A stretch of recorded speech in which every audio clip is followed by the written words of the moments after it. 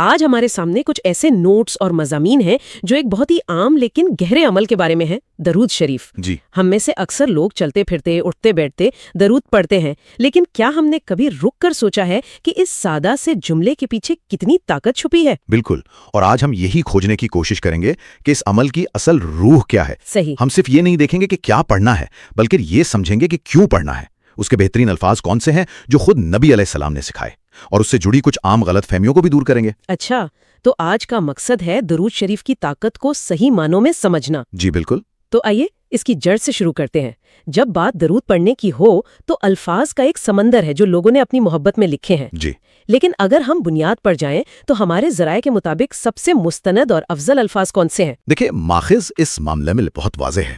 سب سے پسندیدہ اور آپ کہہ لیں مستند صیغہ وہی ہے جو درود ابراہیمی کا پہلا حصہ ہے۔ اچھا، اللہم صلی علی محمد والا؟ جی، اللہم صلی علی محمد وعلی آل محمد، اور اس کی بنیاد سنن نسائی کی حدیث ہے، اچھا، جس میں ایک صحابی نے آ کر پوچھا کہ ہم آپ پر سلام تو بھیجنا جانتے ہیں لیکن درود کیسے بھیجیں؟ تو نبی علیہ السلام نے خود یہ الفاظ سکھائے۔ یعنی یہ کوئی بات کی ایجاد نہیں بلکہ خود پیغمبر کی سکھائی ہوئی دعا ہے۔ یہ تو بہت اہم نقطہ ہے۔ جی، یہ براہ راست نبی کی اپنی تعلیم ہے۔ اور جو مکمل درود ہم نماز میں پڑھتے ہیں اس کے بارے میں کیا؟ وہ بھی بالکل مستند ہے اور بخاری اور مسلم جیسی سب سے معتبر کتابوں سے ثابت ہے۔ دراصل وہی مکمل شکل ہے۔ صحیح۔ لیکن روزمرہ کے ورد کے لیے اللہم صلی علی محمد وعلی آل محمد پڑھنا بھی کافی اور فضیلت کا باعث ہے۔ اچھا، اور ہمارے ذرائع میں ایک اور بات کا بھی ذکر ہے نا، وآلہ کے اضافے کا؟ جی، ایک بہت دلچسپ بات جو ذرائع بتاتے ہیں وہ یہ ہے کہ صرف صلی اللہ علیہ وسلم کہنے کے بجائے صلی اللہ علیہ وآلہ وسلم کہنا بہتر ہے۔ اس کی کیا خاص وجہ ہے؟ وجہ یہ ہے کہ نبی علیہ السلام کو اپنے اہل بیت کا ذکر بہت پسند تھا۔ آپ چاہتے تھے کہ جب بھی آپ پر درود بھیجا جائے تو آپ کے اہل بیت کو بھی اس میں شامل کیا جائے۔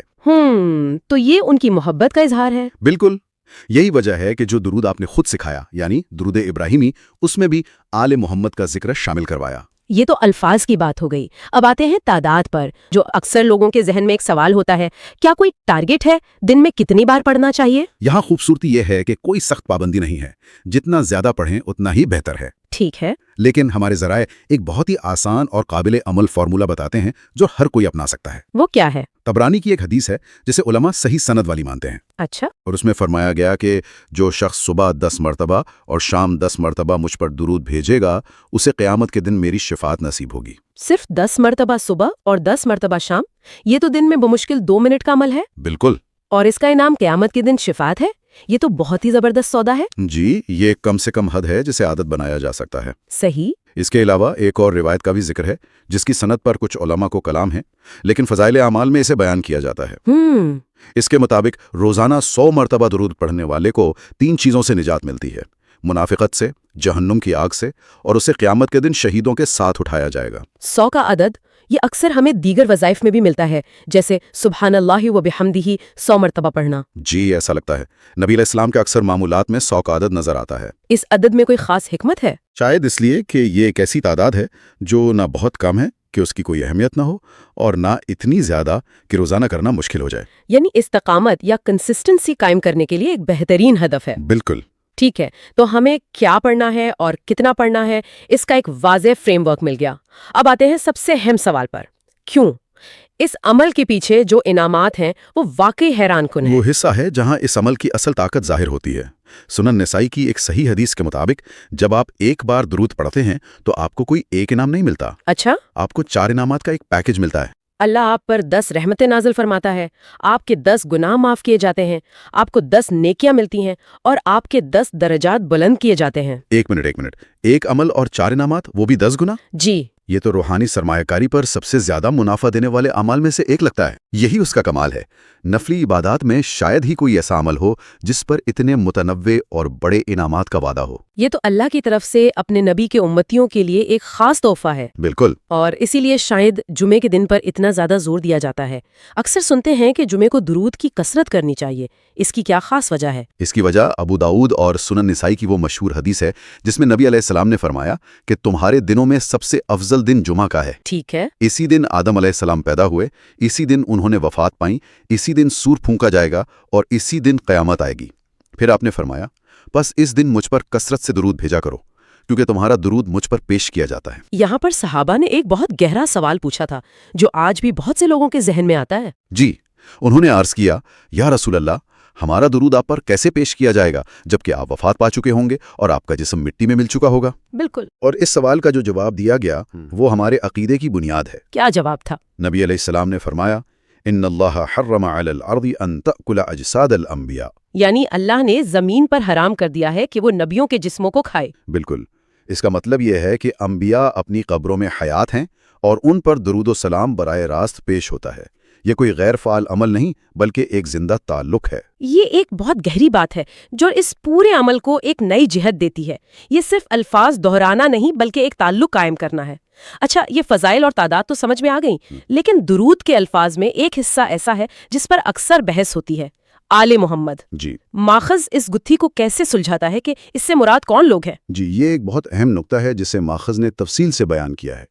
ایک نظریہ یہ پیش کیا جاتا ہے کہ یہاں آل سے مراد پوری امت ہے۔ اچھا، اور اس کی دلیل قرآن کی آیت آل فرعون سے دی جاتی ہے، جہاں اس سے مراد فرعون کے پیروکار ہیں۔ اس منطق کے تحت کہا جاتا ہے کہ آل محمد سے مراد بھی نبی علیہ السلام کے تمام پیروکار یعنی پوری امت ہیں۔ یہ دلیل سننے میں تو منطقی لگتی ہے، لیکن کیا یہ نبی علیہ السلام کی اپنی تشریح سے مطابقت رکھتی ہے؟ یہی وہ نقطہ ہے جہاں ماخذ اس دلیل کو مسترد کرتا ہے، اور اس کی وجہ صحیح بخاری کی حدیث ہے۔ اچھا، وہ کون سی حدیث ہے؟ جب صحابہ نے آ کر پوچھا تھا کہ درود کیسے پڑھیں تو ان کے الفاظ تھے، ہم آپ پر اور آپ کے اہل بیت پر درود کیسے بھیجیں؟ سوال میں واضح طور پر اہل بیت کا لفظ تھا۔ بالکل، اس کے جواب میں نبی علیہ السلام نے جو دعا سکھائی اس میں آل محمد کے الفاظ تھے۔ اچھا، تو اس سے یہ بات بالکل صاف ہو جاتی ہے کہ یہاں آل محمد سے مراد آپ کے اہل بیت ہی ہیں۔ جی، بالکل واضح ہو جاتا ہے۔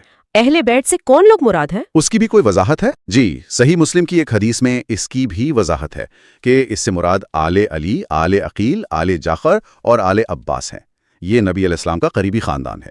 اسی سے جڑی ایک اور غلط فہمی ہے جس کا ذکر ماخذ میں کیا گیا ہے۔ جی، درود ابراہیمی میں جب آل ابراہیم کا ذکر آتا ہے تو کچھ لوگ اعتراض کرتے ہیں کہ اس کا مطلب تو یہودیوں اور عیسائیوں پر بھی درود بھیجنا ہوا کیونکہ وہ بھی آل ابراہیم ہے۔ یہ اعتراض بھی معاملے کی سطحی سمجھ پر مبنی ہے۔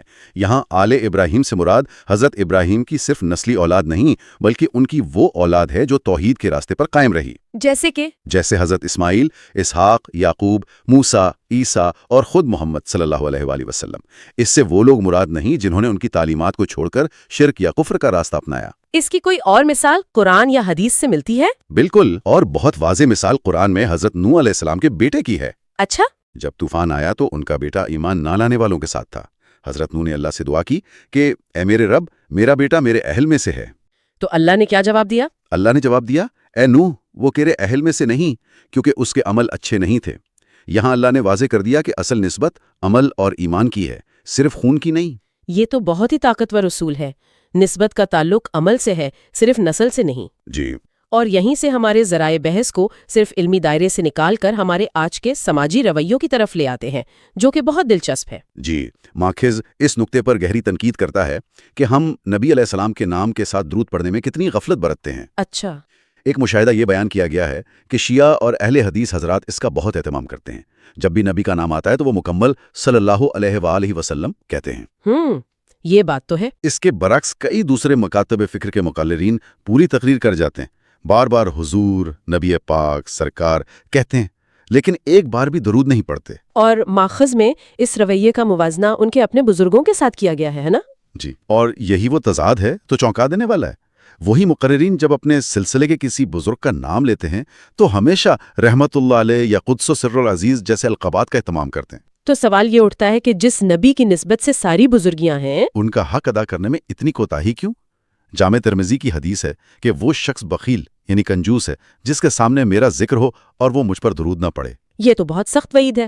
مطلب یہ کوئی معمولی ادبی غلطی نہیں بلکہ ایک حق تلفی ہے۔ بالکل، یہ نبی علیہ السلام کا ہم پر حق ہے۔ اس ساری بحث کو اگر ہم سمیٹیں، خاص طور پر نسبت اور عمل والی بات کو، تو اس کا کیا پیغام بنتا ہے ان لوگوں کے لیے جو نبی علیہ السلام سے اپنے نسبی تعلق کا دعویٰ کرتے ہیں، یعنی سادات کرام؟ یا ماخذ ایک بہت ہی واضح اور دو ٹوک پیغام دیتا ہے۔ پیغام یہ ہے کہ نسبت ایک اعزاز سے زیادہ ایک ذمہ داری ہے۔ صرف سید کہلانا کافی نہیں۔ بالکل نہیں، بلکہ سیرت میں بھی اس کی جھلک ہونی چاہیے۔ حضرت نوح کے سلبی بیٹے کی مثال پھر سامنے آتی ہے کہ غلط اعمال کی وجہ سے اللہ نے اسے خاندان سے ہی خارج کر دیا۔ تو جو لوگ سید ہونے کا دعویٰ کرتے ہیں ان پر ذمہ داری اور بھی بڑھ جاتی ہے۔ جی، کہ وہ اپنے کردار، اپنے اخلاق اور اپنے علم سے اہل بیت کی حقیقی نمائندگی کریں۔ یعنی وہ اپنی نسبت کو غلط کاموں کے لیے ڈھال نہ بنائیں بلکہ اسے اچھے کاموں کے لیے ایک تحریک بنائیں۔ بالکل، اور یہ بھی یاد رکھیں کہ مرکز و محور ہمیشہ نبی محمد صلی اللہ علیہ وآلہ وسلم کی ذات ہے۔ ہر عزت، ہر مرتبہ، ہر شان انہی کی نسبت سے ہے۔ صحیح۔ ہمارے ذرائع میں یہ نقطہ اٹھایا گیا ہے کہ مولا علی علیہ السلام نے کبھی یہ نہیں کہا کہ یہ میری امت ہے، وہ خود کو ہمیشہ غلام محمد ہی کہتے تھے۔ اچھا۔ اسی لیے نعرہ بھی محمد و آل محمد کا ہے، علی و آل علی کا نہیں۔ اصل مرکز نبی کی ذات ہے اور باقی سب کچھ اسی مرکز کے گرد گھومتا ہے۔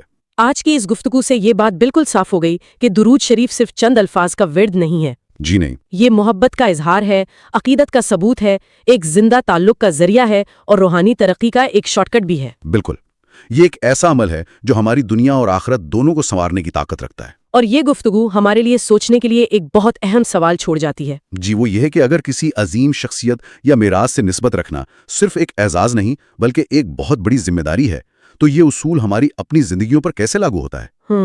ہم سب کو کوئی نہ کوئی وراثت ملی ہے، چاہے وہ خاندانی ہو، علمی ہو یا اخلاقی۔ سوال یہ ہے کہ کیا ہم اس وراثت کے ساتھ انصاف کر رہے ہیں؟